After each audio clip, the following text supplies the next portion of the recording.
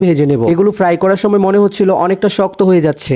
আমি জানি না খেতে কেমন লাগবে, তবে শেষ পর্যন্ত ভিডিওটি দেখুন, তাহলেই বুঝতে পারবেন। মাংসের দুপাশটাই যখন ভালোভাবে ভাজা হয়ে যাবে এবং রংটাও এরকম চলে আসবে, ঠিক সেই মুহূর্তে আমি চুলাটা বন্ধ করে দেব। এবার আমি একটা ছাঁকনি দিয়ে গরম তেল থেকে মাংসের পিসগুলো তুলে নিব।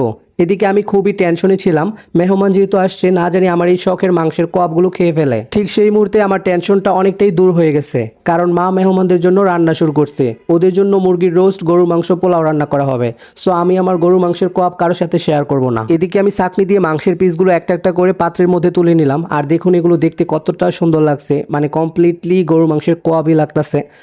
তো এবার হচ্ছে আমি খাওয়া শুরু করব। চলুন দেরি না করে খাওয়া স্টার্ট করি। আমি আমার প্লেটে গরম গরম ধোয়া ওড়া ভাত নিয়ে নিলাম, আর সাথে নিয়ে নিব একটু লেবু। একটু না, আমি যেহেতু লেবু অনেক পছন্দ করি সেজন্য 2 পিস লেবু নিলাম। আর এগুলো ছিল গন্ধরাজ লেবু। সাথে নিয়ে নিলাম 2টা কাঁচামরিচ।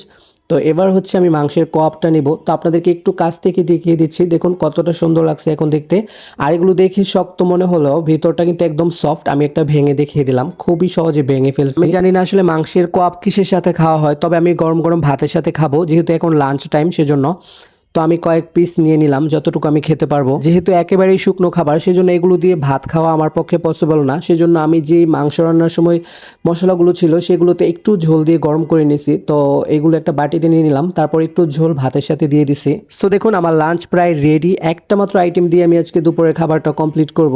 তো এই ঝোল দিয়ে আমি একটু ভাত মেখে নিলাম, সাথে একটু গন্ধরাজ লেবু চিপে রসও নিয়ে নিলাম। আর মাংসের ঝোলটাও এতটা মজা হয়েছে, ঝোল দিয়ে আমি অনায়াসে ভাত খেয়ে নিতে পারতাম। তো এবার হচ্ছে মাংসের কোয়াবটা একটু ট্রাই করব। এটা দেখতে শক্ত মনে হলো, যখন একটা বাইট নিলাম খুবই সফট ছিল ভিতরটা। যতটা পরিশ্রম করে মাংসের কোয়াবগুলো বানিয়েছি ঠিক ততটাই মজা হয়েছে, মানে এটা পরিশ্রম করাটা সার্থক হয়েছে আর কি। তো আমার কাছে ভালো লাগছে।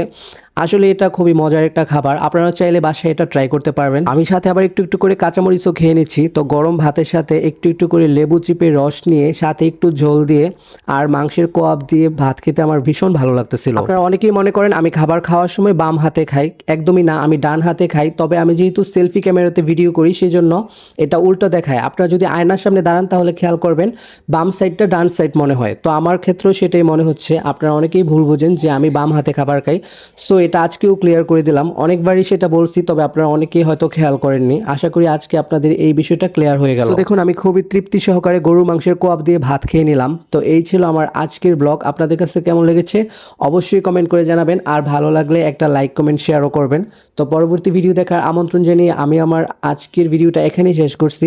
সবাই ভালো থাকবেন, সুস্থ থাকবেন। আল্লাহ হাফেজ।